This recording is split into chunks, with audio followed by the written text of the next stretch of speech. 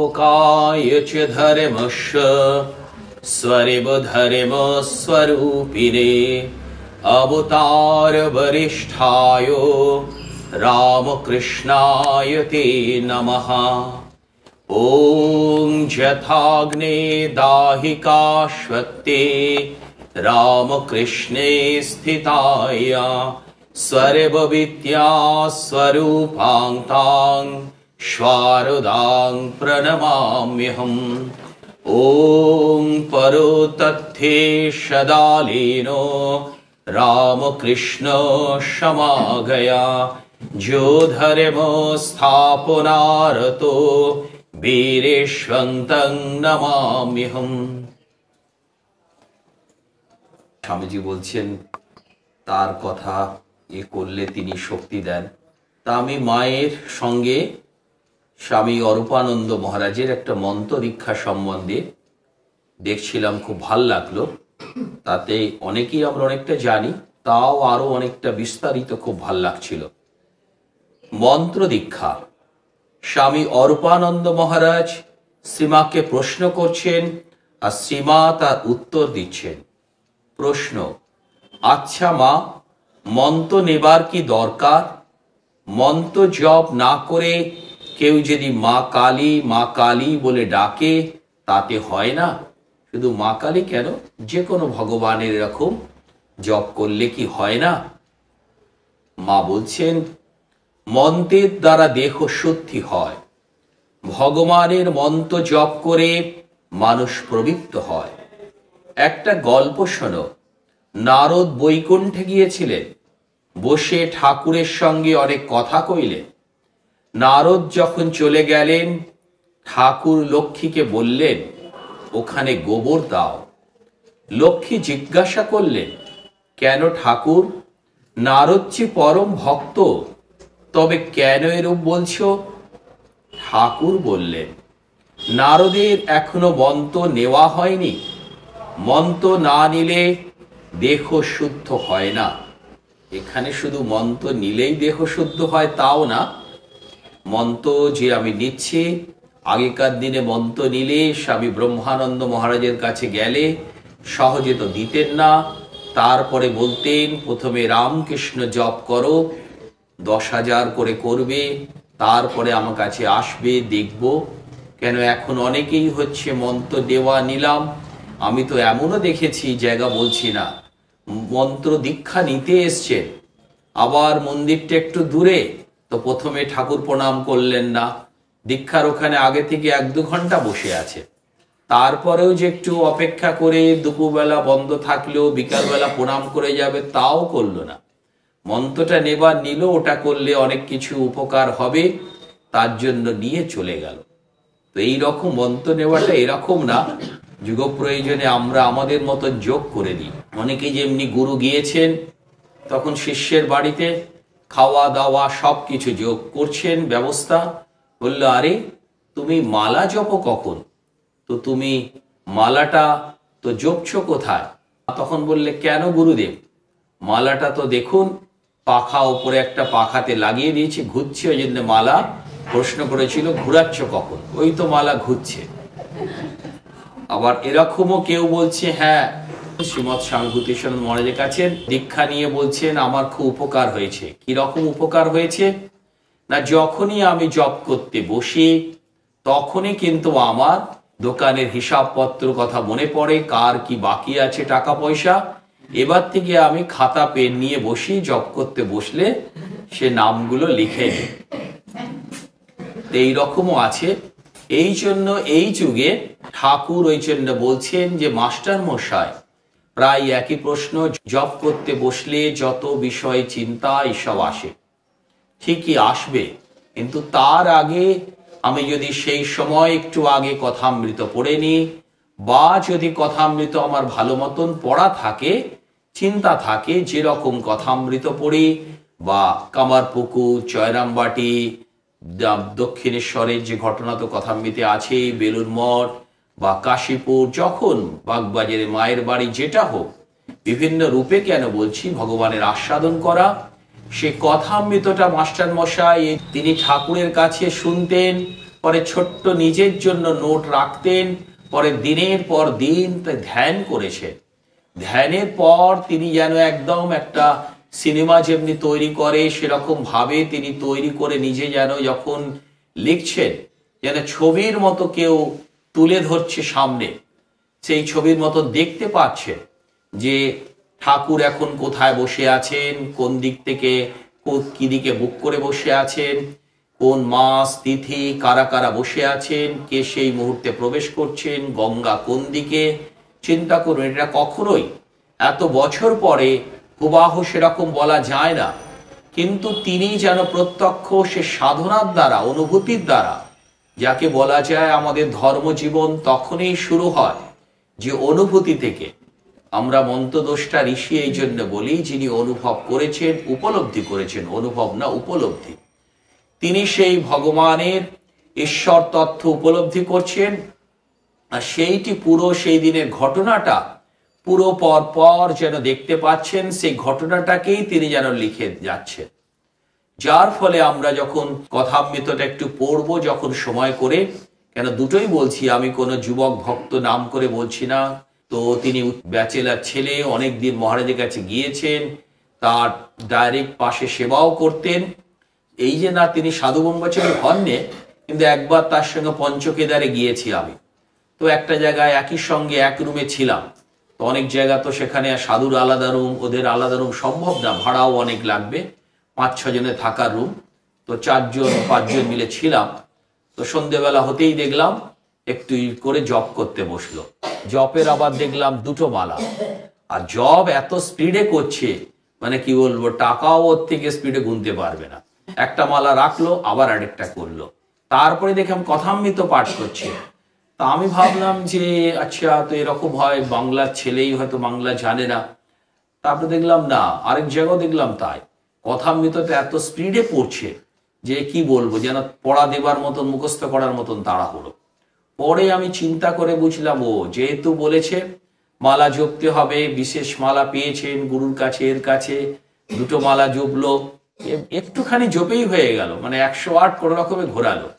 কেন বলছি, কেন তারপরে দেখলাম কথামৃতটা পড়লে বলে প্রতিদিন কথামৃত পড়লে মুক্ত হয়ে যাবে এই জন্মে বলছেন, তাই জন্য কথামৃতটা স্পিডে পড়ে নিল। তখন আমি ভাবলাম এই যে অবস্থাটা, দুটোই জন্য বলছি, সেইটাকে চিন্তা করে কথামৃত আমি অন্য সময় পড়ি, যেদিন কেউ পড়ে থাকি, প্রতিদিন তো পড়লে ভালোই। তখন আমি যেন চিন্তা করে করে নিজে বুঝে পড়ি, সেই দক্ষিণেশ্বরে যেই যে ঘটনাটা যেখানে, সেটা যেন আমার চোখের সামনে ভাসে, এমন ভাবে পড়বো আমি। তখন যেন সেই ভাবটা আমার চলে আসে। তখন কথামৃত না পড়লেও জপ ধ্যান করার আগে, পুজো করলাম, যা কিছু করলাম, যখন জপ করতে বসছি তখন কিন্তু সেই মুহূর্তে যদি আমি দক্ষিণেশ্বরে বলছি নিয়ে গেলাম, মায়ের মন্দিরেই গেলাম।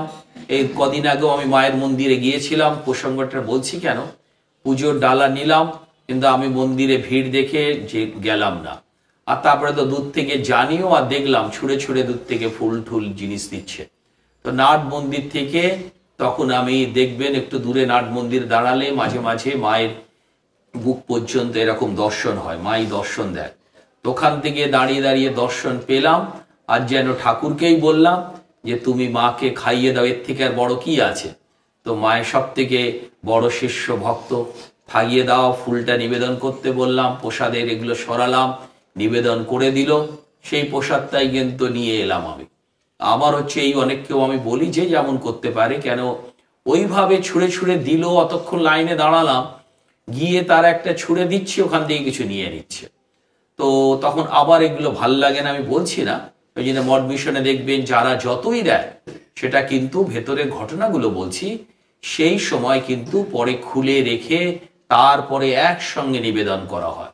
আরেকটাও ছোট ছোট জিনিস মনে পড়ছে, পূজারি বলেও দিচ্ছে, অনেক সময় আমরা ছোট জায়গায় ভগবানের ভোগ নিবেদন করব, ভেবে পাই না যতগুলো ঠাকুর দেবতা সবাইকে যেন আলাদা দিতে হবে, তা না। যদি ভগবানের মধ্যেই যদি ভাব না থাকে আলাদা আলাদা, তো মানুষের মধ্যে কি করে হবে। আর এই জন্য প্রথম এক জায়গায় বেলুড় মঠে ভোগ নিবেদন করা হয় ঠাকুরকে বিরাট আকারে। সেই ভোগটা মা ঠাকুরকে খাইয়ে দিতে।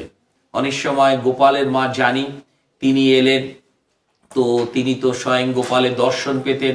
মা তো কিছু বলতেন না যে বৌমা আমি ভোগটা নিয়ে যাব, কিন্তু তিনি যেহেতু অনুভূতি সম্পন্ন গোপালের দর্শন করছে, বুঝতে পারলো যে অন্য সময় তো বৌমা খাওয়ায়, অর্থাৎ মা সারদা দেবী খাওয়ান, তখন যেন ঠাকুর বেশি খায়, সেই সময় কিন্তু ঠাকুর কম খাচ্ছে। তখন তিনি বললেন, পরে বলতেন, না বৌমা তুমি নিয়ে গিয়ে খাওয়াও, একমাত্র যিনি লক্ষ্মী, যিনি পার্বতী উচ্চ অধিকারিণী, তিনিই তো পারে। মা ওই জন্য গল্পের ছলে ছলে ঠাকুরের মনটাকে নিচে নামিয়ে নিয়ে আসতেন, তারপরে খাওয়াতেন। সেইভাবে সেটা অন্যদের সম্ভব না। সেই জন্য আমিও মন্ত্রতন্ত্র বলার পরও মূল জিনিস যে মা যেন ঠাকুরকে আস্তে আস্তে খাওয়াচ্ছেন, সেই বসে জপ ধ্যান করার সঙ্গে সেই চিন্তাটা করব। তারপরে মা যেমনি উদ্বোধনে জয়রামবাটিতে করে দিতেন, তারপরে নিজে একটু গ্রহণ করে প্রসাদ করে দিতেন, নত ছেলেরা গ্রহণ করবেন না। তারপরে মা জগদম্বা, যেই রূপে বলি সব দেবদেবী রূপেই মা আছেন, সেই মা যেন প্রসাদ গ্রহণ করলেন। তারপরে মা তারপরে ঠাকুরের নিজের প্রসাদ সব, আমি তো সেরকম চিন্তা করি, স্বামীজি সব ঋষি মুনি ঋষি বলাও হয়েছে যেন সব রূপে দেবদেবীরা গ্রহণ করছেন, তারপরে পরে ভক্তরা গ্রহণ করছেন। এক জায়গায় নিবেদন করা হলো প্রসাদ, এই জন্য বারবার যে যখন দিল তখন এটা সন্তুষ্টির জন্য যেন আমার গোত্র বলল আমার পুজোটা আলাদা দিল, জানি না ওইভাবে, তাই বাকিটা বুদ্ধিমান বিচার করিয়া লাও, ওই জন্য বললাম। আর সময়টাও কম লাগে। আর নাট মন্দির থেকে যদি আমি চিন্তা করি স্বরূপটা, এইখানে ঠাকুর তার সন্তানরা এসছেন, লীলা চিন্তনটা যদি করি, দেখবেন আরো শান্তি আনন্দ বেশি পাবো আর অনুভবটা করব। সেটাই প্রসঙ্গে এলো বলে বললাম। এইভাবে মন্ত্র আমাদের জপতে হবে, যেটা বলছিলাম। তখন যদি আমরা জপের আগে একটুখানি দক্ষিণেশ্বরে মায়ের মন্দিরে বা ঠাকুরের ঘরে মনটাকে নিয়ে যাই, আমিও ভক্ত সেবক ওখানে আছি দাস আমি হয়ে, আর আমাদের ইন্দ্রিয়গুলো কি হয়, আমরা জপ করতে বসি চোখ বুঝেছি, কিন্তু ইন্দ্রিয়গুলো তো আমাদের হাতে নেই। তখন তো আমাদের বশ করে মন, তারা হচ্ছে বিভিন্ন দিকে তখন ছুটে বেড়াচ্ছে। চোখ এদিকে দেখছে, বন্ধ করে আছি, চোখ এক জায়গায় গেছে, কান এক জায়গায় গেছে, নাক এক জায়গায় গেছে, সব দিকে মানে কিছু শুকতে চাইছে, কিছু অন্য জিনিস, কিছু হাত পা। কিন্তু সেই সব ইন্দ্রিয়গুলোকে যদি আমরা সেই ভগবানের চরণে দিই, ঠাকুরকে দিয়ে যেন চোখ দিয়ে, সে দিব্য চক্ষু দিয়ে, নিজের অন্তর্দৃষ্টি দিয়ে আমি ঠাকুরকে দেখছি, আবার ঠাকুরকে যেন আমি হাত দিয়ে ওখানে সেবা করছি ভক্তদের জায়গাটায়, পা দিয়ে তো তীর্থস্থানে গেছি, আর ভগবান যেখানে থাকে ধূপ ধুনো তো আছেই, তার সঙ্গে পদ্ম গন্ধ দেবতাদের উপস্থিতি, সেই ঘ্রাণ নিচ্ছি, কান দিয়ে ঠাকুরের কথা, নরেন এদের কথা শুনছি, সব ইন্দ্রিয়গুলো কাজে লাগিয়ে দিলাম। ধ্যান মানে আসলে ওইটা, শান্ত একাগ্র করা। ধ্যান মানে জপ মানে এই না যে 108 সংখ্যা জপ করে দিলাম বা যতই করলাম 10,000 20,000, কিন্তু যদি তারপরে অনেকে জপ করে ওঠার পর দেখা যায় ঘরের কেউ লোক ডাকছে ঠাকছে, তাড়াতাড়ি উঠে গিয়ে, অনেকে লক্ষ্য করবেন আমি দেখেছি, উঠে গিয়ে অনেকে বলে মা জপ ধ্যান করে আসে, মা বাবা কেউ আমি ডাকি কোনো কাজের জন্য, একদম রেগে মেগে আসে। তো ঠাকুর ঘরে গিয়ে এরকম হলো কেন? তো বলি বাবা মা তোমার জপ ধ্যান করার দরকার নেই। কিন্তু কারণটা কি? জপে বসলাম, সময় দিলাম, মনটা বিষয় চিন্তা করলো, আমার কিন্তু ভাল লাগলো না, তাই তো আমি জপে বসলাম, একটু একাগ্র মনে শান্তিতে জপ করে আনন্দ পেলাম না, সেটা বুঝতে পারলাম না কি করে করা যায়। তখনের জন্য সেইটা যে সব ইন্দ্রিয়গুলোকে কিছুক্ষণের জন্য যে যেমন পাবেন, 2-4 মিনিট, 5 মিনিট, 10 মিনিট, তখন সেটাকে স্থির হয়ে সেখানে চিন্তা করুন ঠাকুরের ওই কথাটা। চিন্তা না হলে ওই জায়গায় বসে আছি, ঠাকুর একটা গান করছেন, সেই গানটা তো আমরা যে কোনো একটা ঠাকুরের গান জানি, সেই গানটা নিজে চিন্তা করলাম, বা তার সঙ্গে ঠাকুর যেন আমাদের নিয়ে যাচ্ছেন মায়ের মন্দির, শিবের মন্দির, দক্ষিণেশ্বর, এত সুন্দর পবিত্র জায়গা, সেই সময় ভাববো দিনে, সন্ধ্যে, রাত্রে, নির্জনের সময়, তখন কি হবে, সব ইন্দ্রিয়গুলো একটা সৎ চিন্তা করে শান্ত ধীর স্থির হয়ে যাবে। সবকিছু করার আগে যে ধ্যান করা হয় কেন, খেলাধুলা কোনো কিছুর আগে স্থির হয়ে, অর্থাৎ একাগ্র করলে তারপরে আমি যে কোনো কাজটা ভালো করতে পারবো। এটা ভক্তদের জন্য না, ছাত্র সকলের জন্য। তখন আমি কিন্তু সেই মনটাকে তখন নিয়ে এসে আমার আয়ত্তে চলে এলো, আমি সে ঠাকুর দক্ষিণেশ্বর ওখানে আছে দর্শন করলাম, তাকে তখন এমন শান্ত হয়ে যাবে, তাকে যেখানে যা বসাবো, তখন আমি ভুজিগলের মধ্যে যেমন বলেছে একটু গুরুর চিন্তা, সামান্যই করা উচিত। অনেকে চোখ ভেতরে এমনি করে এমন অনেকক্ষণ করে, ভাল লাগে, কিন্তু ওতে কিন্তু অনেক সময় মাই বলেছে ক্ষতি হতে পারে। একটু গুরু চিন্তা করে, সে গুরু ইষ্ট পাদপদ্মে যেমন বলেছে, হৃদয়ের মধ্যে, হৃদয় রক্ত কমল পদ্মের মধ্যে ঠাকুর আছেন, মা স্বামীজি চিন্তা করি গুরু আছে, তখন দেখবেন জপটা করবেন অনেকটা বেশি একাগ্র হবে। যে একদম বিক্ষিপ্ত হবে না তা না, অনেকটা হবে। আবার দরকার পড়লে সেই পবিত্র কোনো স্থানে চলে গেলাম, আবার নিয়ে এসে তাকে করলাম। এইভাবে করলে তখন সে জপটার কিন্তু আমরা আনন্দ অনুভব করতে পারবো। অন্তত দেহ শুদ্ধির জন্য মন্ত্র দরকার। বৈষ্ণবেরা মন্ত্র দিয়ে বলে, এখন মন তোর। তাই তো মানুষ গুরু মন্ত্র দেন কানে, জগৎ গুরু মন্ত্র দেন প্রাণে। মনেতেই সব, মন শুদ্ধ না হলে কিছুই হয় না। গুরু কৃষ্ণ বৈষ্ণব এ তিনের দয়া হলো, একের দয়া বিনে জীব ছাড়ে খাড়ে গেল। একের কিনা মনে, নিজ মনের কৃপা হওয়া চাই। স্বামী অরূপানন্দজির লেখা হতে জানা যায়, একবার দুই যুবক জয়রাম বাটিতে এসে মায়ের পায়ে অঞ্জলি দিল। পরে একজন বলল, মা আমায় সন্ন্যাস দাও। মা একটু হেসে বললেন, সব হবে বাবা, চিন্তা কি।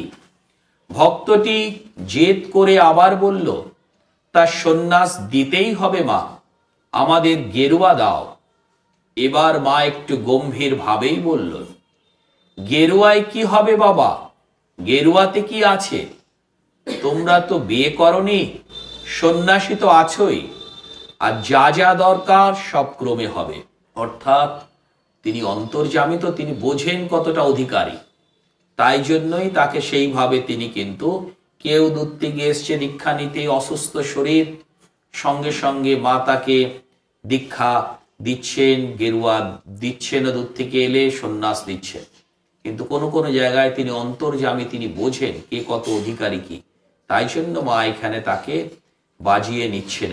দীক্ষা হয়েছে কিন্তু বাকি জিনিস গেরুয়া চাইছেন, করছেন, সান্ত্বনা দিচ্ছেন। ভক্তটি আবার বলল, মা আমার ইচ্ছা হয় পইতে কাপড় চোপড় ফেলে দিয়ে তৈলঙ্গ স্বামীর মতো সর্বদা ভগবত চিন্তায় বিভোর হয়ে থাকি। একদম উচ্চ, অনেকে বলে না এক একজন, তার আমি থেকেছিলাম, দেখেছিলাম কেমন। তো সে বলছে আমি একদম রামকৃষ্ণদেবের কাছে দীক্ষা নেব। হ্যাঁ, সেরকম অধিকারী হলে তুমি রামকৃষ্ণদেব দীক্ষা দেবে, কিন্তু খুব বড় ডাক্তার, কোনো প্রয়োজনে তার ওখানে একদিন থেকেছিলাম, ডাক্তার দেখাতে এসেছিলাম, দেরি হয়ে গেছিল, ভক্ত পরিবার। তো আমি সারাদিন দেখলাম যে কতটা উচ্চ অধিকারী, তাই জন্য আমি চিনি বলেই বললাম যে তুমি কতটা উচ্চ অধিকারী আমি দেখেছি। রামকৃষ্ণের কাছে দীক্ষা নিশ্চয়ই অনেকে এখনো পর্যন্ত দীক্ষা পেয়ে যান, অনেক মন্ত্র পান, শুনেছেন হয়তো, তারপরে হয়তো গুরুর কাছে আসেন, তারপরে মিলিয়ে নেন, এই কথাটাও আছে। কখনোই এই না যে ঠাকুরমা যখন ছিল তার গুরু ভাই স্বামীজির শিষ্য তাদের পর্যন্তই দর্শন হয়, তা না। এখনো পর্যন্ত এই প্রসঙ্গ বলতে গিয়ে আমি বলছি, যেখানে আটপুরে আগে ছিলাম, সেবা কাজ করতাম, সেখানে একটা গ্রামের পেছনে, শ্যামের পাটের পেছনে মা শারদা সংঘ করা হয়েছে, কোচিং সেন্টার। এরকম 5 জায়গায় কোভিডের সময় শুরু করেছিলাম, যতটা সম্ভব চালিয়ে যাওয়ার চেষ্টা করছি। তো তাদের মধ্যে বাচ্চাদের মেলায় নিয়ে যেতাম, গরিব দুঃখী ঠাকুরমা স্বামীজির ছবি কিনে দিয়েছিলাম মেলা থেকে। তো সেইগুলো তারা বাড়িতে রেখে পুজো করে। একজন তো বিশেষ করে আবার বললেন যে মহারাজ, দুবেলা ঠাকুরকে জামান্য ভোগ যা নিবেদন করি, নকুন্দানা বাতাসা সবটাই তো সমান, ফলমূল যা হয় দিই, আর দুবেলা ঠাকুরকে আরতি করি। তো তাদের লক্ষ্মী দেবী এসব তো আছেন, তার সঙ্গে ঠাকুরমাকে বসিয়েছেন, তো আর কি পুজো করতে হয় না, এর থেকে আর কি করবেন। তারা তো আবার মাঠে ঘাটে কাজ করতে চলে যান, সংসারের কাজ করে। আর সত্যি কখনো গেলে ঠেলে বলবেন, এত আন্তরিকতা যারা যায়, তার মধ্যে পড়াশোনার সঙ্গে। তারপরে কিছুদিন আগেই 4 তারিখে একটা অনুষ্ঠান করেছিলাম বাচ্চাদের একটু নিয়ে, ঠাকুরকে ওখানে ভোগ নিবেদন করে সকলের খাওয়ানো, আর তারা একটু গান, কবিতা, ঠাকুরের ওপরে গানের ওপর নাচ, আদিবাসী নাচ করলো। তখন ওই মা অনেক রাত্রিবেলা 10:30 11টার সময় বাইরে থেকে ফোন করছেন, আমাকে বলল বাইরে থেকে আলাদা করে ফোন করছি, কয়েকদিন আগে মায়ের দর্শন হয়েছিল, মা দূরে এতে যেন বসে আছে, আর তখন একটা কি পুজো ছিল, অন্যদের খাওয়াচ্ছি, মাকে খাওয়াতে পারেনি। তো আমি নিজের বলে বলছি না, যে আপনারা সাধুরা এসেছিলেন, ঘরে খাওয়ালাম, যেন মনে হয় মাকে খাইয়ে তৃপ্তি পেলাম। এই যে তারা সহজ সরল, ঠাকুর বলছে না, যে যত সরল হবে এই যুগেই সে যেন ভগবান লাভ করতে পারবে অনুভব। তো এদের মধ্যে পড়াশোনার কোচিংও চলে। একটু গরিব আদিবাসী, ওনারই একটা ছেলেকে একটা হোস্টেলে ব্যবস্থা করার চেষ্টা করেছি পড়াশোনার জন্য, খুবই গরিব, চালিয়ে নেবার দরকার। তো এই ভক্ত এই রকম হলে ঠিকই মা তখন কৃপা করেন। ভক্তটি আবার বললেন, মা আমার ইচ্ছা হয় পৈতে টইতে ফেলে দিয়ে তৈলঙ্গর মতন হই। মা হেসে বললেন, হবে বাবা হবে। এবার ভক্তটি একটু অস্থির ভাবে বলতে লাগলো, মা দিই ফেলে, পৈতে কাপড় ফেলে দিই। পৈতে কাপড় ফেলে দিলেই হয়তো ভাবছে যে ব্যাস হয়ে গেল, আমি একদম পরমংশ অবস্থা পৌঁছে গেলাম। কেবল কথায় নয় কাজেও তা করতে যাচ্ছে দেখে মা ব্যস্ত হয়ে বললেন, থাক না থাক না, সময় হলে আপনি খসে যাবে। তথাপি ভক্তটির আবদার ফুরায় না, বলতে থাকে, মা ঠাকুরের পাগলামির একটু ছিটে ফোঁটা আমায় দাও, আমায় পাগল করে দাও। আবার বললে, মা ভক্তি টক্তি কিছুই দিচ্ছ না, ঠাকুরকে দেখাবে না। মা বললে, হবে বাবা, সব হবে। যুবকদ্বয় মাকে প্রণাম করে বেরিয়ে গেল। খ্যাপা ভক্তটি ঠাকুরের দর্শনের জন্য অস্থির হয়ে পড়ল। তার বিশ্বাস মা ইচ্ছা করলেই ঠাকুরকে দর্শন করাতে পারেন, অথচ দেখাচ্ছেন না। অভিমান ক্রুদ্ধ মন নিয়ে সে আবার এলো জয়রাম বাড়িতে। ভীষণ বিরক্ত হয়ে মাকে বলল, মা ঠাকুরকে দেখাবে না। মা এবারও স্নেহ মাখা স্বরে বললেন, হবে বাবা, কেন ব্যস্ত হচ্ছ? এবার ভক্তটির আর সহ্য হলো না, ক্রুদ্ধ হয়ে বললে, কেবল ফাঁকি দিচ্ছ। এই নাও তোমার জপের মালা, আমি আর কিছু চাই না। বলেই জপের মালাটি মায়ের দিকে ছুঁড়ে দিল। মা বললেন, আচ্ছা থাক, ঠাকুরের ছেলে হয়ে থাকো। ভক্তটি আর অপেক্ষা না করে চলে গেল। পরে রীতিমতো পাগল হয়ে যাওয়ায় ভক্তটির সম্বন্ধে অরূপানন্দজি মাকে পরে একদিন জিজ্ঞাসা করেছিলেন, মা সে কি মন্ত্র ফেরত দিয়েছিল? মালা তো ছুঁড়ে মারল, মন্ত্র কখনো ফেরত দিতে পারে? মা, তা কি কখনো হয়? এ সজীব মন্ত্র, ও কি ফেরত হয়? যে মন্ত্র একবার পেয়েছে মহামন্ত্র, যার যে গুরুর উপর একবার ভালোবাসা হয়েছে, তা কি কখনো যায়? ও একদিন না একদিন যখন প্রকৃতিস্থ হবে তখন এদের সবার পায়ে ধরবে। অর্থাৎ যে মন্ত্র সে ক্রোধের বশবর্তী হয়ে ফেলে দিল, বিনয় শ্রদ্ধা হলে সেরকম করবে না। মা যে ভাবছে যা চাইবো তা হয়ে যাবে, কেন হচ্ছে না? কিন্তু মা বুঝছেন সময় হয়নি তার যে সন্ন্যাস নেবে, করবে, চাইছে। কাশীপুরে ঠাকুর কল্পতরু, কিন্তু কল্পতরু তো বলেন না, আমরা জানি তিনি কৃপা করেছিলেন, চৈতন্য হোক তার থেকে উচ্চ দিয়েছিলেন, কল্পতরুর থেকে চরম আদর্শ দিয়েছিলেন। চৈতন্য হোক, জন্ম জন্মান্তর থেকে বন্ধন থেকে মুক্ত হোক, সেই কৃপা করেছিলেন। যারা অনেক সাধন ভজন করছিলেন অথচ তারা যেন ভগবানকে, ইষ্টকে সম্পূর্ণ দর্শন করতে পারছিলেন না হৃদয় পদ্মের মধ্যে, তাদেরকে যে একটু বাকি ছিল সাধন ভজনের, তাদেরকে তিনি কৃপা করে ইষ্ট দর্শন করালেন। যারা কিছুই করেনি, অধিকারী নয়, তাদেরকে কিন্তু ঠাকুর কৃপা করেননি, বুঝতে হবে। কিছু করে কিছু পাওয়া, এইটি তো মা বুঝতে পেরেছেন।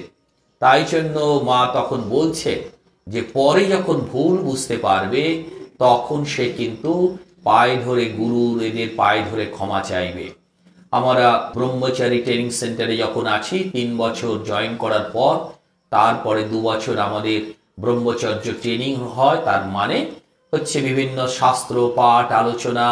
তারপরে এই যে বেলুড় মঠে যান, ভোরবেলা মঙ্গল আরতির পরে, গ্রীষ্মকালে 4টে, শীতকালে 4:30, মঙ্গল আরতির পরে কারো ঠাকুরের বাসন মাজা, ঠাকুরের মন্দির মোছা, তারপরে মায়ের মন্দির, স্বামীজির মন্দির, এমনকি মন্দির চত্বরে বাইরে যে পাখিরা নোংরা করে থাকে সেই সব পোছারও দায়িত্ব কিন্তু ভোরবেলা ব্রহ্মচারীদের থাকে। কোনো কাজটা ছোট না। পরে আপনারা যদি 6:30টায় যান তখন দারোয়ান এদের দেখে যাচ্ছে যারা পরিষ্কার করে ক্যাম্পাস, তার আগে মূল মন্দিরের সামনে থাকে, যে কোনো কাজটা ছোট না। তারপরে আমরা যেখানে থাকি 2 বছর, সেখানেও সবকিছু বাগান পরিষ্কার পরিচ্ছন্ন, এমনকি বাথরুম পরিষ্কারও দায়িত্ব থাকে। এই জন্য কোনো কাজটা ছোট না, শেখানো হয়। সেই অবস্থায় কেউ করতে করতে কেউ ভাল লাগছে না, সে চলে গেল একজন, খুবই ডাক্তার ছিলেন, ছিলেন। তার কয়েকদিন পরে আমি সেবা প্রতিষ্ঠানে যাচ্ছি, কোনো কারণের জন্য মেডিকেল চেক আপ হয়। তো যাওয়ার সময় প্রথম তো আমি চিনতে পারিনি, আগে ধুতি পাঞ্জাবি পরেছিল, বিরাট শীতের সময়টা ছিল, একদম কোট প্যান্ট পরা, একদম খুব সুপুরুষ চেহারাও ছিল। হঠাৎ পাশে এসে বসে বলল, আমি ট্রেনিং সেন্টারে তোমার ব্যাচে। তখন চিনতে পারলাম। তখনই কয়েকদিনের মধ্যে অনুশোচনা করে বলছেন, আমার একটা এরকম ছিল, কাশিতে ছিলেন, তো বলেছিল তোমার এই সময় একটা বাধা আসবে, তুমি হয়তো দেখো থাকতে পারো কিনা। কিন্তু বলছেন আমি থাকতে পারলাম না, সত্যি অনুশোচনা হচ্ছে। তো এই যে অনুশোচনাটা যদি বেশি হয়, সেখানে বা মন্দিরে এসে প্রার্থনা করে, স্বামী ভূতেশানন্দ মহারাজের কথাই বলছেন, কখনো অহংকার করো না, আমরা বিরাট বড়, যারা বাইরে তারা ছোট, বা কেউ চলে গেলে অনুশোচনা করে এসে যদি ভগবানের কাছে কাঁদে, সে আবার আরো এগিয়ে যেতে পারে। সাধু হয়ে বলো, গৃহের মধ্যে হলো, এই জন্য ওঠা পড়া থাকে, কেউ পড়ে গেলে ছেড়ে দিল, অনুশোচনা হলে সে আন্তরিক প্রার্থনা করলে আবার সে সাধন পথে এগিয়ে যেতে পারে। স্বামী অরূপানন্দ, মা কেন এমন হয়? মা, তা হয়ে থাকে, এক গুরুই কতজনকে মন্ত্র দেয়, সবাই কি সমান হয়? যে যেমন আধার তাতে তেমনি বিকাশ হয়। স্বামী অরূপানন্দ, এই যে মন্ত্র নেয় কি পায়?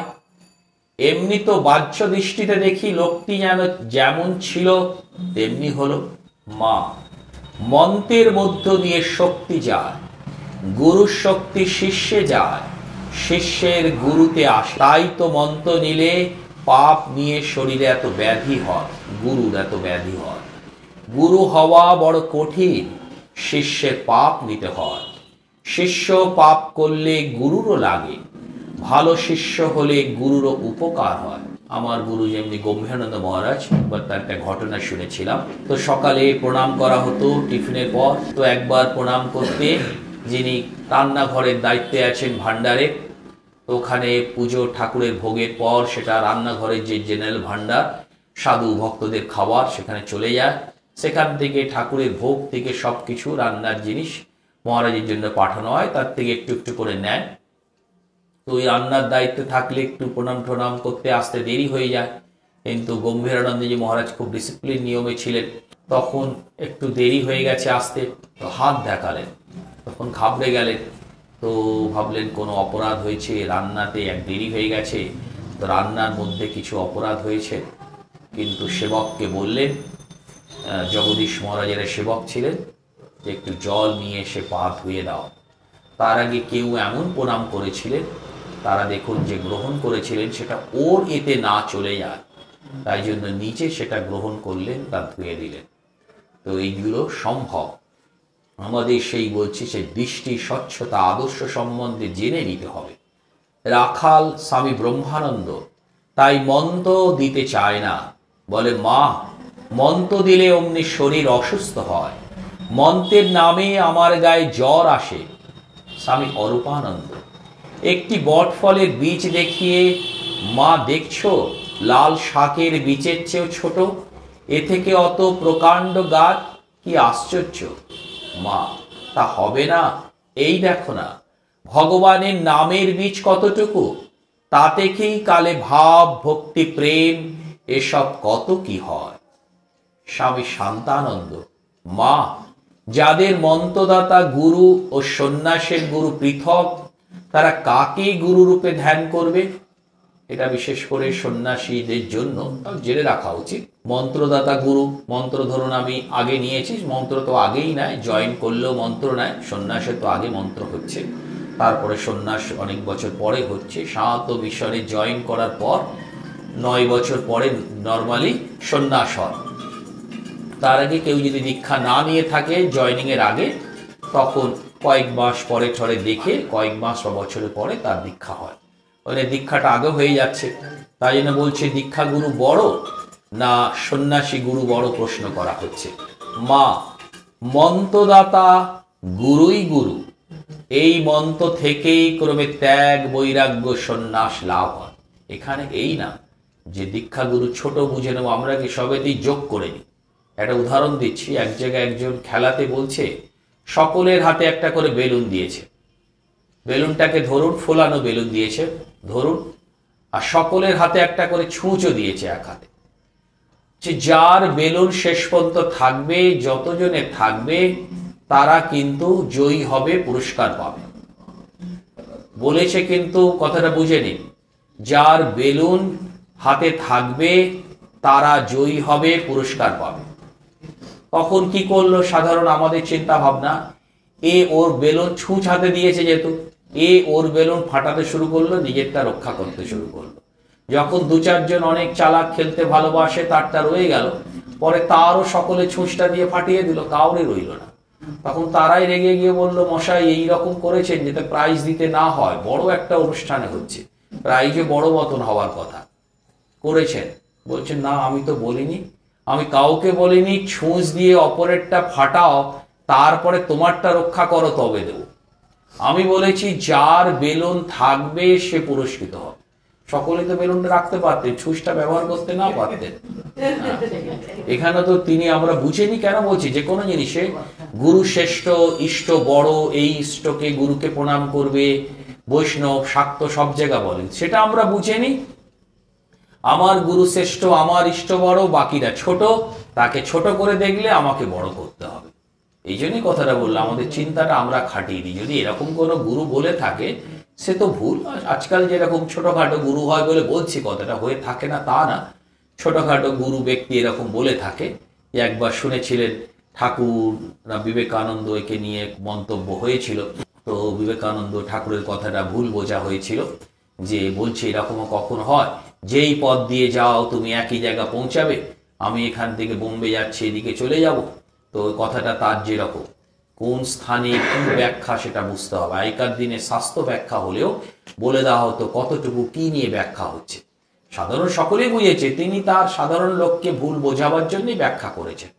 আর কখনো যদি অন্য সম্প্রদায়ের গুরু ইষ্টকে আমরা ছোট করে দেখি, তাতে আমার গুরু ইষ্ট কখনোই বড় মহান হবে না, তাতে আমার সাধনাটা বৃথাই হয়ে যাবে, মঞ্চ পুণ্যর থেকে পাপ হবে।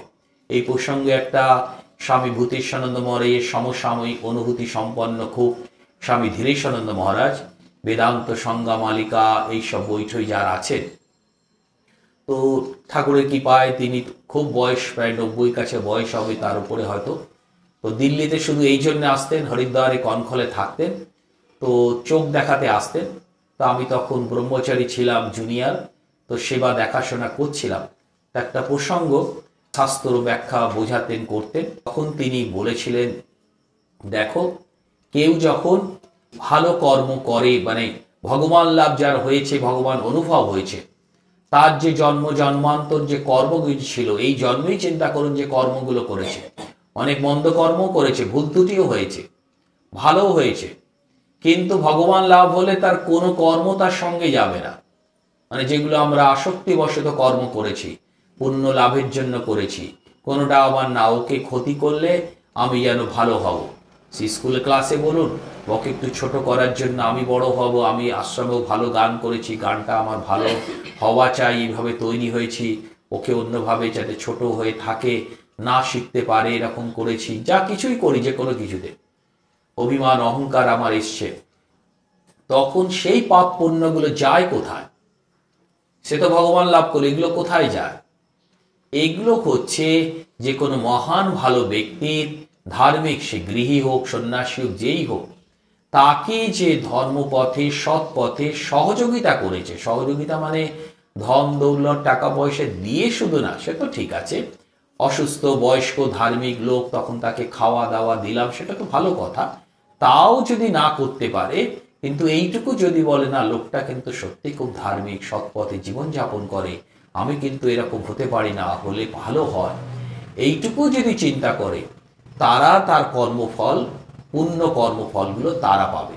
যারা খাওয়া দাওয়া দিয়েছে, যে কোনো দিক থেকে বলছি, টাকা পয়সা, কি তার পুণ্যটার কথা চিন্তা করেছে, পুণ্য মানে ভালো কথা চিন্তা করেছে, তার পুণ্য ফলগুলো পাবে। আর যে তার শুধু অন্য ক্ষতি করেনি, শারীরিক ক্ষতি করেনি, কিন্তু দেখ লোকটা ভণ্ড, হ্যান ত্যান, সারাদিন কি করে কোনো ঠিক নেই, নেই, এরকম ভণ্ডামি করে, লোককে দেখায় করে, তার নিন্দা করে, সে তার কিন্তু খারাপ কর্মগুলো পাবে। এই জন্য আমাদের সেবা ভালো না করতে পারি, কাউর কিন্তু না বুঝে না জেনে যে অন্যায় খারাপ করে থাকে তা ঠিক আছে, তাও তাকে খারাপ না বলে তার জন্য প্রার্থনা করা। মায়ের জন্য বলছে না, কারো দোষ দেখো না, দোষ দেখবে নিজের। অর্থাৎ কি, সবার ভিতরে ভগবান আছে, দোষ দেখো না। যদি দোষ দেখতে হয় যে আমি কেন দেখছি, যে গিরিশ ঘোষ বলছে না, যদি নরেনের দেখেও তাকে চোখের সামনে, বুঝবো না আমার চোখের দোষ, আমি চোখ উপড়ে ফেলে দেব। আমি ভুল দেখছি, আমার শুদ্ধ পবিত্র ভাব নেই বলে আমি সেটা ভুল চিন্তা করছি। একটা জিনিস দেখলে লোকে ভুল মনে করতে পারে। কম বয়সী সিস্টার নিবেদিতাকে দিয়ে, স্বামীজিকে নিয়ে লোকে অনেক কথা বলে, এখনো বলে করে। তো সেইটা ব্যাপারটা না, তিনি শুদ্ধ পবিত্র, তাকে যদি না দেখলো, তখন আজ যার জন্মদিন ত্রিগুণাতীতানন্দ মহারাজ, তিনি বিদেশে প্রথম হিন্দু মন্দির বানিয়েছে, বিরাট।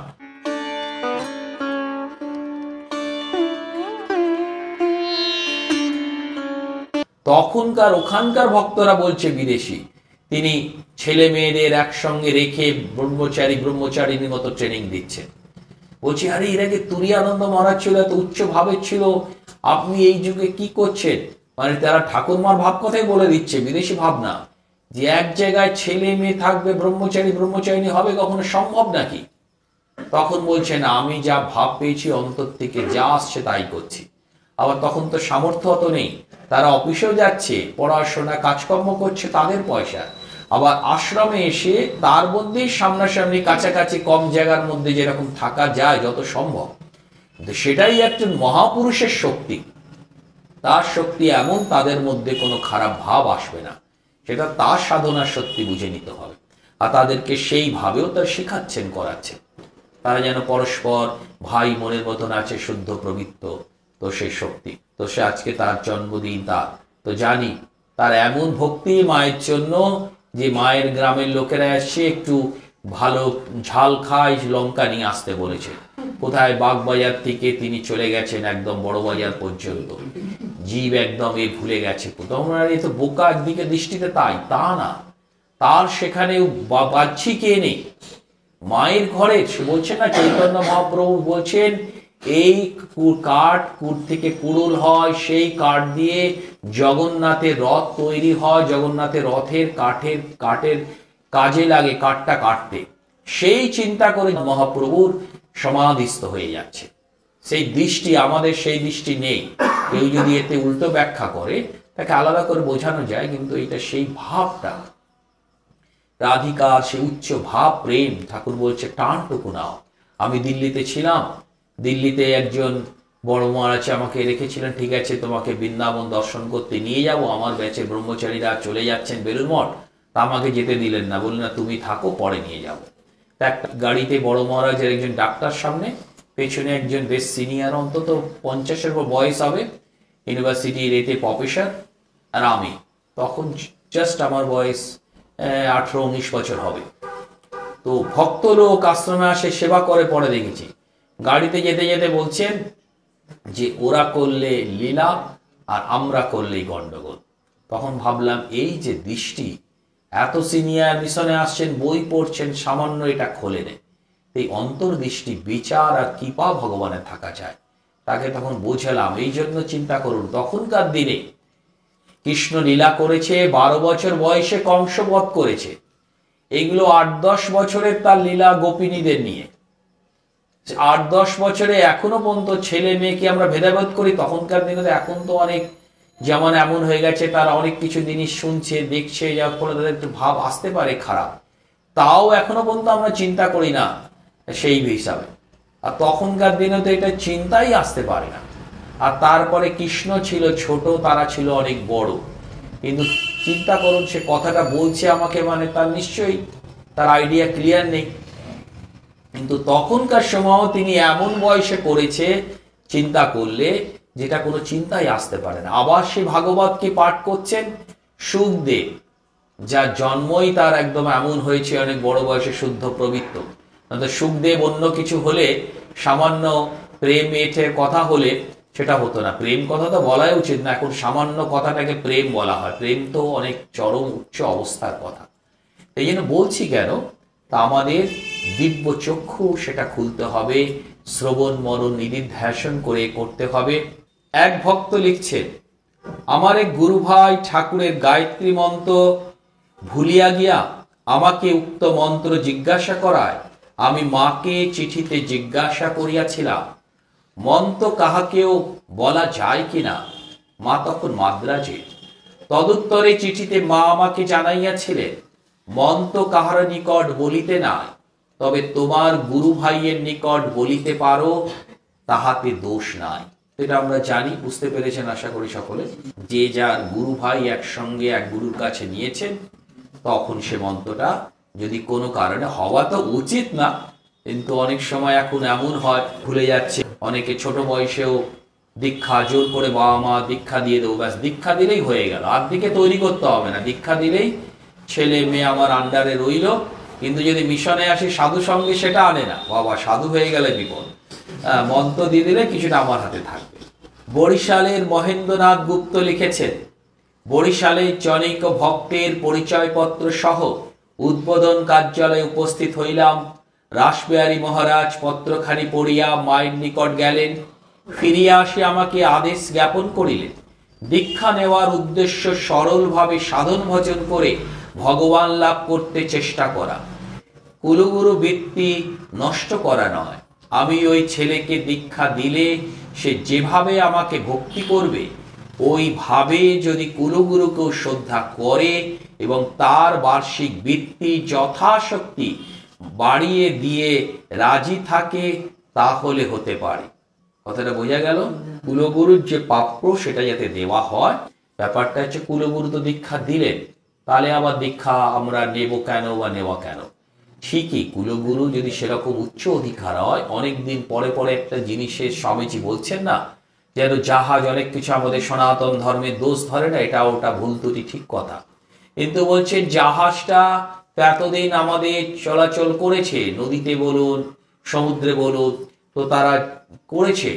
সে জাহাজটা তো অনেক পুরনো হলে, যেই জাহাজই হোক, সে যদি লোহার হয় কি কাঠের তো ছেড়েই দিন, তারও মধ্যে অনেক সমুদ্রের ঢেউ এটা ওটা করে এতে ফুটো ভাঙা চড়া হতে পারে। তারপরে জাহাজটা খারাপ হয়ে গেছে বলে জাহাজটা পুরো খারাপই ছিল বলে দিই, তাহলে কিন্তু ভুল হবে। সেটাকে যেখানটা ফুটো টুটো হয়েছে সেইখানটা রিপেয়ার করতে হবে। যেই জায়গাটা কুসংস্কার ঢুকেছে, খারাপগুলো ঢুকে গেছে, সেইগুলোকে বাদ দিয়ে দিতে হবে, সেইগুলোকে মেরামতি করে নিতে হবে। সেই করার জন্যই যুগে যুগে আমাদের অবতার মহাপুরুষরা আসেন। অন্যদের আমি নাম বলছি না, তার একবার ওই এসছে সেই মত চলতে হবে, যুগ প্রয়োজনে না অনেকগুলো জিনিস তাও চলতে হবে। কিন্তু আমাদের স্বয়ং এক জায়গায় বীরেশানন্দ মহারাজজি বলছেন, প্রভু মহারাজ বলছে, দেখো ধর্ম জীবন যাপনটা গুরুর কাছে বা সাধুর কাছে শুনে নেবে, কিন্তু তোমাদের সংসারের জীবন আর রাজনীতি, তোমরা কোনটা কাকে কি ভোট দেবে কি দেবে, সেটা তোমরা কিন্তু তোমাদের বিচার বুদ্ধিতেই করবে। সেটা আমরা বলে দেওয়া তো ঠিক না, সেটা আমরা জানি যখন যে জগতে প্রয়োজন আর সংসারের কখন কি সেটা একজন সাধু বলে দিতে তো পারে না। আর তখন এসে আমি যদি বলি আমি রোজ পুজো এরকম করি, আপনি সকালবেলা উঠে এইরকম ষোড়শ দশোপচারে পুজো করবেন, বিকালবেলা রোজ আরতি করবেন, তবেই আপনার মুক্ত হবে, না হলে পাপ হবে বলে দিলে তো লোকে ঘাবড়ে যাবে। হ্যাঁ, এমনি একজন সেদিনকে শুনলাম বলে একটা ভালো কথা, হেডমাস্টার বেলুর মঠে পাশে থাকেন, বেলুর মঠে এতে ওতে যায়, তা আমাকে প্রশ্ন করছেন হঠাৎ আসার পথে দেখা বালিতে, তো বলছেন মহারাজ, তো আমি সন্ধেবেলা বা নিশ্চন পরিবেশে ছাদের উপরে ধ্যান করি, তো ধ্যানটাকে আবার বলেছে পূজা করি। ঠিকই, আগে একটু ভগবানের মনে মনে ফুল নিবেদন করাটাকেও পূজা বলে, কিন্তু পূজার সামগ্রী নিয়ে গিয়েও পূজা করতে পারে। তো কেউ তার সঙ্গে দেখা করতে এসছে, তিনি অনেক শাস্ত্র পড়াশোনা করে, পণ্ডিত লোক যে দিকতে হোক, তিনি যখন বলছেন কি করছেন না কোথায়, বলছেন না ছাদের উপর পূজা করছে। তখন বলছে আরে নেমে আসতে বলছেন, ছাদের উপর পূজা করলে সব ভূত পেদ নিয়ে নেবে, ছাদের উপর ফাঁকা, তারা নিয়ে নেবে, খেয়ে নেবে, তোমার কিছু থাকবে না। তো আমি ভাবলাম আরে, তো ভগবানের জোর কম, ভূত পেতে জোর এত বেশি, আমরা যাকে ডাকি তার জোর এত কম যে ভূতে খেয়ে নেবে সবগুলো, তো ভগবানের শক্তি কি? তো শক্তি কত সেইটাই একটা প্রসঙ্গ বলছি, এটাই বুঝতে পেরে যাবেন। একজন ব্রহ্মচারী জয়েন করেছেন, তার বাবা মা চায় নাই ভাবিত, তারা তখন ওই বিভিন্ন যজ্ঞ, তান্ত্রিক যজ্ঞ করে, তাকে ডেকে করছে তান্ত্রিক মতে বিশাল যজ্ঞ। পরে অনেকদিন পরে বাড়িতে গিয়ে তার লোকেরাই তাকে বলেছিল যে যজ্ঞ করছে, যে যজ্ঞ করছে, বলছে আমি এত যজ্ঞ করছি কিন্তু যজ্ঞের এটা যাচ্ছে, কিন্তু ও যেখানে আছে সেখানে দেখছি একজন নারী লাল পাড় কাপড় পরে আছে, সাদা শাড়ি, তার ক্ষমতা এত বেশি, আমার যজ্ঞের ক্ষমতা তাকে যাচ্ছে না। এটা রামায়ণ মহাভারতে অনেক পাবেন, বিভিন্ন রকম যজ্ঞ করে তাকে নিয়ে আয় করা, কিন্তু তার শক্তি যদি বেশি থাকে, ভগবানের শক্তি ঠিক ঠিক যেখানে দৈব শক্তি, তার কাছে সে আসতে পারছিল না। মহাভারতে বিশেষ করে অনেক জায়গায় অনেক এতে আছে। তো ঘটনাগুলো সেইভাবে তখনকার সময় দেখা। তো এই ভগবানের ঘটনা এমন দেখা, বিশেষ করে আকাশে তো বলবই, আমি নিজের জীবনেও দেখেছি উপলব্ধিতে, যখন মন একাগ্র নেই, আশ্রমে বলুন বা এতে বলুন, সবসময় তা না, ছোট্ট সেন্টার, গাড়ি ঘোড়া গাছপালা এমন এমন সেন্টারে পোস্টিং হয়, তখন ছাদের উপর নিচ্ছনে একটু বসলাম, প্রার্থনা করলাম, তার মধ্যে তো ঠাকুর বলেছে, তখন তো অন্য কেউ নেই, তখন নিচ্ছনে আরো বলবো একটু কেঁদে কেটে প্রার্থনা করলে তখন মনটা একাগ্র হয়। তারপরেও কিন্তু জপ ধ্যানে বসলে, যেটা বললাম, ঠাকুরের চিন্তা করলে তো এক হয়, দক্ষিণেশ্বর পবিত্র। আরো যদি শিশুর মতন কেঁদে আমি যদি মনে করি মহাসমুদ্রের মধ্যে, এর মধ্যে আমি হারিয়ে গেছি, জঙ্গলে সমুদ্রে যেখানে হোক, অনেক হিংস্র জীবজন্তু আসছে আমাকে খেতে নিতে করতে, প্রভু বাঁচাও, ত্রাহিমাং, রক্ষা করো বলে, সেই সময়টা কি হয়, সেই ভাবটা জোর করে মনে প্রথম জাগাতে হবে। ঠাকুর বলছে না, শিশুর মতো তাকে অভাব ফিল করতে হবে। তখন যদি কাঁদবো করবো, তিনি যেমন রক্ষা করছেন বা রক্ষা করো প্রভু, জোর করে ধরতে হবে, তুমি ছাড়া কেউ নেই, করতেই হবে। একটা বাচ্চা ছেলে যখন মা একটু কোথাও গেলে না বললে নিজের মাথা ঠুকে আমি দেখেছি কাঁদছে। ওই ছোট্ট শিশু কত নরম, কিন্তু না, মা ছাড়া থাকবো কি করে, আমাকে কে দেখবে করবে, মায়ের সঙ্গে যাব, কিন্তু আমরা করতে পারি না তখন। তো এইটা হচ্ছে সহজ সরল ভাবে তাকে যদি আমরা প্রার্থনা করি, তখন চোখের জল দিয়ে কি হয়, বাইরে চোখের জল দিয়ে কিন্তু তবে ভেতরের ময়লা পরিষ্কার হয়। বাইরে আমরা পরিষ্কার পরিচ্ছন্ন ধূপ ধুনে জ্বালালাম, স্নান তো দূরের কথা, যাকে ব্রহ্মানন্দ মহারাজ এই যুগে করছেন কি, যে কাশী বিশ্বনাথ দর্শন করতে যাচ্ছেন, এখন তো অনেক পরিষ্কার সুন্দর হয়েছে, কয়েক বছর আগেও তা ছিল না। অনেক ষাঁড় ঠাঁড় সকলকে ষাঁড়কে তো খাওয়াচ্ছে, চারিদিক নোংরা করে রেখেছে, তখন যে ঝাড়ু দিচ্ছে, পরিষ্কার করছে, তার হাত থেকে ব্রহ্মানন্দ মহারাজ রামকৃষ্ণ মঠ মিশনের প্রেসিডেন্ট, শুধু প্রেসিডেন্ট পজিশনে না, যিনি কৃষ্ণ সখা, তাকে পেছন থেকে দেখলে ঠাকুরের মতনই দেখতে লাগে, তিনি কি করছেন, তার হাত থেকে ঝাড়ুটা কেড়ে নিলেন। সে তো অবাক, কিছু বলতে পারছে না, সে তো কখনো চিন্তাই করতে পারেনি। তার সঙ্গে বড় বড় মহারাজরা আছেন, এরকম সুপুরুষ চেহারা, ভগবানের যারা এত উচ্চতা, তার জ্যোতি যেন ফেটে পড়ছে, তারও অনেক সৌভাগ্য।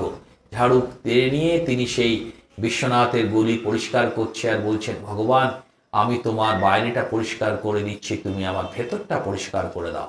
এই জন্য আমাদের তীর্থস্থান, পবিত্র জায়গায়, যেখানে বাড়ির কাজটা আমরা করি, বাড়ির করি, এটা করি, বাড়ির ঠাকুর বসে, ঠিক আছে, পবিত্র স্থান যেখানে কোনো নিজের বলে নেই, পরের এখানে আসে করে, তার ছোট ছোট কাজগুলো নিজে হাতে যদি করি, তারপরে গিয়ে বিশ্বনাথের মাথায় জল দিচ্ছেন, তার জন্য প্রয়োজন নেই, তিনি তো করেনি, কিন্তু তিনি আমাদের শিক্ষা দিচ্ছেন। ঠাকুর যাকে বলছেন যে আমি 16 টান করেছি, তোরা 1 টান কর। অবতার যে অবতরণ করে ওপর থেকে আসেন, তাকে কিন্তু 16 টান মানে অনেক কষ্ট করতে হয়েছে। আমরা 1 টান একটু করতে পারলেই আমাদের পক্ষে যথেষ্ট, আমাদের মতন তিনি বলে করে দিয়েছেন। ওম নিরঞ্জনগৃত্তং অনন্তরূপম ভক্তানুকম্পাধৃত বিগ্রহম বৈ ঈশাবতারং পরমেশ্বমিচ্ছং তং রামকৃষ্ণং শিরসা